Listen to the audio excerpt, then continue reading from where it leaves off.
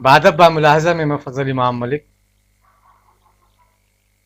केंद्र की नरेंद्र मोदी सरकार अपनी नाकामियों को ढांकने के लिए, अपनी नाकामियों पर पर्दा डालने के लिए, अपनी असफलताओं को छिपाने के लिए कांग्रेस की पिछली सरकारों पर दोष मढ़ती चली आ रही है। देश के पहले प्रधानमंत्री पंडित जवाहरलाल नेहरू भाजपा के निशाने पर भी हैं और केंद्र सरकार के निशाने पर भी रहे हैं।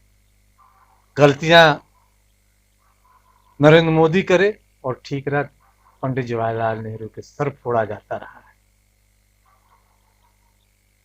हम इस पे बात करेंगे आज के बाद अब मुलाहजा में, लेकिन इससे पहले एक गुजारिश, एक निवेदन है कि अगर अभी तक आपने बाद अब मुलाहजा को सब्सक्राइब नहीं किया है तो सब्सक्राइब करें, बेल आइकन दबाएं और इस लाइक और शेयर ज़्यादा से ज़्यादा शेयर करें। नेहरू जी से लेकर इंदिरा जी तक और कांग्रेस सरकारों को लगातार कोसने का सिलसिला जारी है। लाल किला की फसीलों से बातें तो बड़ी बड़ी की जाती रही हैं पिछले 6 सालों से, लेकिन देश आज दोराहे पर खड़ा है, संकट में है। संकट रोजगार का भी है, संकट अर्थव्यवस्था का भी है, संकट देश को पटरी पर लाने का है, चुनौती देश को पटरी पर लाने की। नेहरू जी को विरासत में जो देश मिला था वह कैसा था? वह आज के भारत की तरह तो नहीं ही था। 2014 में जो विरासत मिली नरेंद्र मोदी जी को, कम से कम वो नेहरू जी के भारत को जो विरासत मिली थी उससे तो कोसों आगे भारत ने विकास के पथ पे जितना आगे बढ़ा देश, तब वैसा नहीं था। जब नेहरू जी को विरासत मिली तो कैसा था किसी से छुपा नहीं है। नेहरू जी से लेकर लाल बहादुर शास्त्री, इंदिरा गांधी और राजीव गांधी से लेकर नरसिम्हा राव, अटल बिहारी वाजपेयी, एच.डी. देवगौड़ा, इंद्र कुमार गुजराल, चंद्रशेखर से लेकर डॉक्टर मनमोहन सिंह ने देश को बनाने में किसी तरह की कोताही नहीं की। इसमें नरेंद्र मोदी का नाम भी जोड़ा जा सकता है, जोड़ा जाना चाहिए, लेकिन सवाल बहुत सारे हैं। उनकी नाकामियों पर बातचीत क्यों न की जाए, ये भी सवाल है क्योंकि तब के जब नेहरू जी को मिला था आज़ाद भारत और आज जब मोदी जी को मिला है आज़ाद भारत, उसमें ज़मीन आसमान का फर्क है। आज़ादी के बाद नेहरू जी ने जो भाषण दिया था उसमें भविष्य को लेकर सपने थे, काम करने की योजना थी, गरीबी और बेकारी से लड़ने का संकल्प था।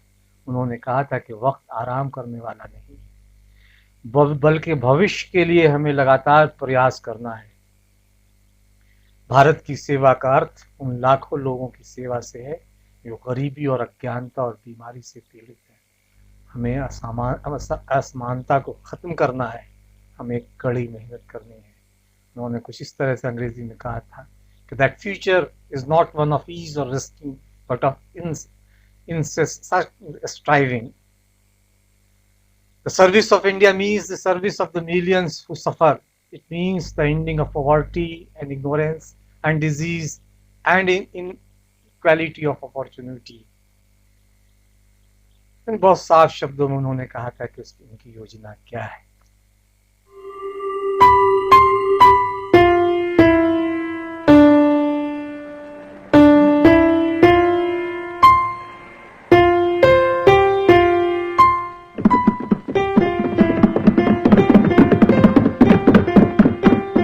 Long years ago, we made a tryst with destiny, and now the time comes when we shall redeem our pledge, not wholly or in full measure, but very substantially.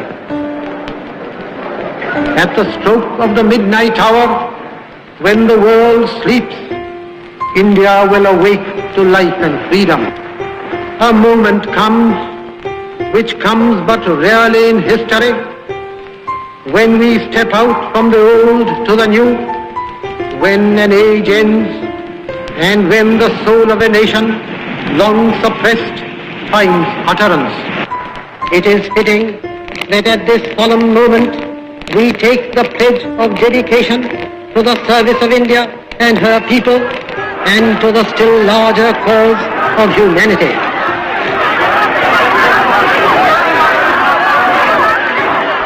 पिछले कुछ महीनों से आत्मनिर्भर भारत की बात को खूब उछाला जा रहा है। भाजपा इस एक शब्द को लेकर गदगद है, यानी इससे पहले हम आत्मनिर्भर नहीं थे, और नहीं थे तो इसका ठिकरा फिर जैसा कहा कि पिछली सरकारों पर फोड़ा जा रहा है। एक चमकदार भारत की बात तो की जा रही है, लेकिन अंधकार दिखाई दे रहा है। इससे खूब आत्मनिर्भर भारत की बात को खूब उछाला जा रहा है। मीडिया में भी इसे लेकर तरह तरह की चर्चा है। देशभक्त और राष्ट्रभक्त चैनल बेरोजगारी और रोजगार पर भले बात न करे, लेकिन आत्मनिर्भर भारत पे बात जरूर कर रहे हैं। भाजपा इसे बजाने में लगी है और चैनल इसे बजा रहे हैं। वैसे कहा तो ये जा रहा है कि पहली बार नेहरू जी ने आत्मनिर्भरता की बात कही थी 1951 में। लाल बहादुर शास्त्री के नारे को हम तमाम लोग जानते हैं कि जय जवान जय किसान का उन्होंने नारा दिया था। तब देश खाद्यान्न में आत्मनिर्भर नहीं था। हम विदेशों से खाद्यान्न मंगाते थे, लेकिन लाल बहादुर शास्त्री के नारे ने देश के किसानों में आत्मनिर्भरता को, स्वावलंबन को कहीं अंदर तक जागृत किया, और देश आज खाद्यान्न में आत्मनिर्भर है तो उसे एक नारे की वजह से। उस नारे को भी इसी आत्मनिर्भर भारत के चश्मे से देखना होगा, और ऐसा करना गलत नहीं होगा। लेकिन यहाँ तो कहा बस सिर्फ एक व्यक्ति की बात कही जा रही है कि अब आत्मनिर्भर भारत की बात नरेंद्र मोदी जी ने कही, और एक नई उपलब्धि किसी से जोड़ा जा रहा है। लेकिन सुने इंदिरा जी को, जो उसी लाल किला के प्राचीर से बरसों पहले आत्मनिर्भर राष्ट्र की बात कह चुकी है। उनके राष्ट्र को उन्होंने किस तरह से परिभाषित किया वो सुने। हालांकि इस नए तरीके से, इस आत्मनिर्भर भारत की जो नए तरीके से पेश कर अपनी पीठ थपथपाने में लगे हैं प्रधानमंत्री नरेंद्र मोदी और चैनलों को, तो लगा कि कोई नया मैजिक या मोदी जी ने कोई नया मंत्र दे दिया है। खूब बजाते हैं, खूब बजा रहे हैं, लेकिन इंदिरा जी के आत्मनिर्भर राष्ट्र की बात को सुने और फिर समझे कि यह आत्मनिर्भर शब्द किसने कहां से लिया है। ये जमाना है कि अगर आप चाहते हैं कि अपने पैर पे खड़े हों, हमारा नारा है कि राष्ट्र आत्मनिर्भर हो। लेकिन राष्ट्र के माने क्या है? कोई जमीन नहीं, लेकिन आप में से प्रत्येक नागरिक चाहे कहीं भी रहते हैं, आप में आत्मनिर्भरता जहां तक हो सके वो आए, ये हमारी चेष्टा है। इंदिरा जी की बात निकली तो बहुत उस दौर के मीडिया पर भी हो और पत्रकारों पर भी। पत्रकारिता जिस अंधी गली में गुम है, वह अपने आप में बड़ा सवाल है।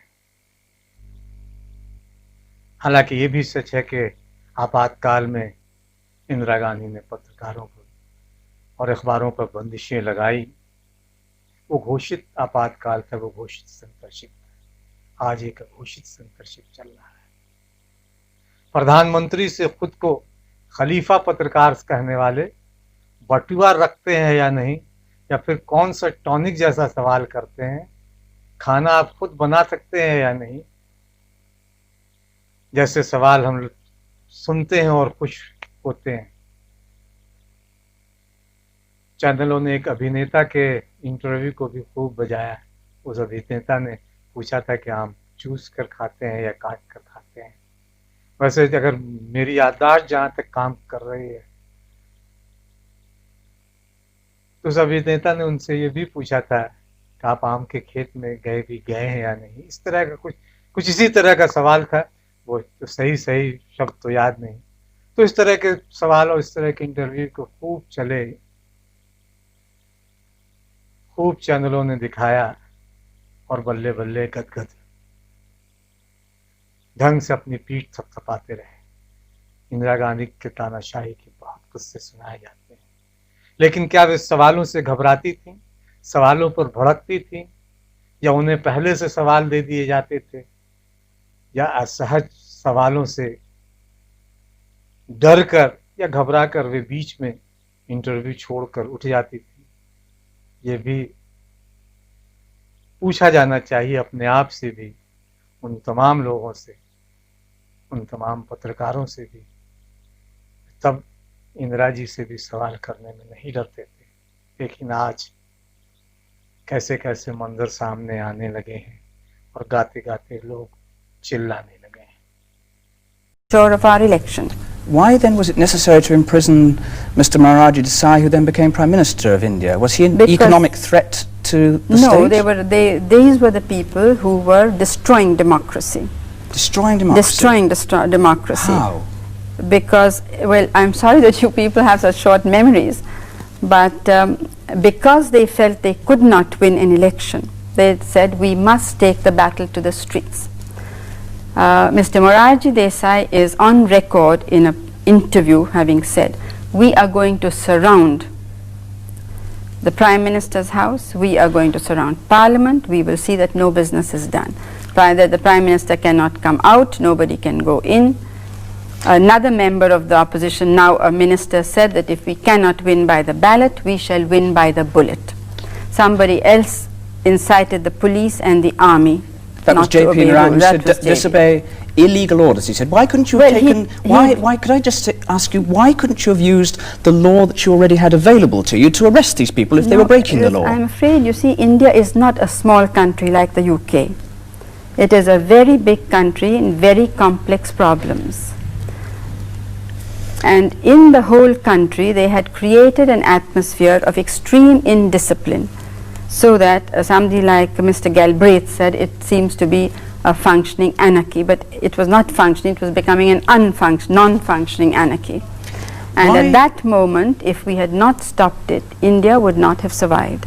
Now, unfortunately, the dealings of the present government are taking India along that path once again. The only difference is that because we left a very sound economy, that momentum is sustaining the government. Why was it necessary to remove from every individual in India, and in particular from the tens of thousands who were put in prison, their right to go to court and put their case, their right indeed to know why they'd been detained? Why did you remove those rights? Well, I would like to say with all respect that all this is happening today. There is no emergency in India, but 23,000 teachers who are non-political have been arrested for merely non-violent, peaceful.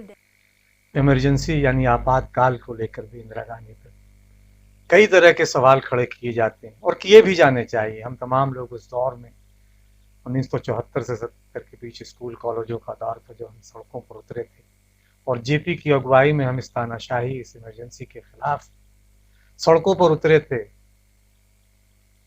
और बहुत सारे लोग तो अभी कई राज्यों में तब छात्र नेता हुआ करते थे, सरकारों में हैं, और आज वो उनके हाथ भ्रष्टाचार में कहीं ज़्यादा काले हैं। आज मीडिया पर कहीं ज़्यादा घोषित सेंसरशिप है। इमरजेंसी को लेकर इंदिरा गांधी को बार बार निशाना बनाया गया। लोकतंत्र में आपातकाल गैर ज़रूरी था, इसकी आलोचना की जानी चाहिए, लेकिन अघोषित सेंसरशिप भी उतना ही गैर ज़रूरी है और इस पर भी चर्चा होनी चाहिए और इस पर भी तनकर लोगों को खड़ा होना चाहिए। इंदिरा गांधी से इस मुद्दे पर उनसे सवाल पूछा गया तो उन्होंने उसे जस्टिफाई करने की कोशिश भी की, लेकिन सवालों से बचने की कोशिश तो उन्होंने नहीं की। इंटरव्यू बीच में छोड़कर वे नहीं गए। वैसे मीडिया पर एक अघोषित आपातकाल तो अब भी है, उसकी चर्चा न चैनलों में होती है न अखबारों में, क्योंकि उस अघोषित सेंसरशिप से लोकतंत्र का चौथा खंभा बेतरह डरा है, सहमा है और जी हुजूरी में लगा है। वैसे लोकतंत्र के और कई खंभे, वह भी आज के दौर में कई तरह से डरे सहमे लोकतंत्र की रक्षा नहीं कर रहे हैं, लोकतंत्र को कमजोर कर रहे हैं। कहाँ तो तय था चिरागा हर एक कहाँ तो तय चिरागा हर एक घर के लिए, कहाँ चिराग मयसर नहीं शहर के लिए, रोजगार रोजगार जैसी चीज़ें अब कहीं पीछे छूट गई हैं। इंदिरा जी को सुने क्या कहा था उन्होंने इमरजेंसी लगाने पर। हम इसका जस्टिफिकेशन नहीं करते, लेकिन सिर्फ इसलिए यहाँ ये बातें रख रहे हैं कि उन्होंने पत्रकारों से हो या पत्रकारों के इस तरह के सवालों से इग्नोर नहीं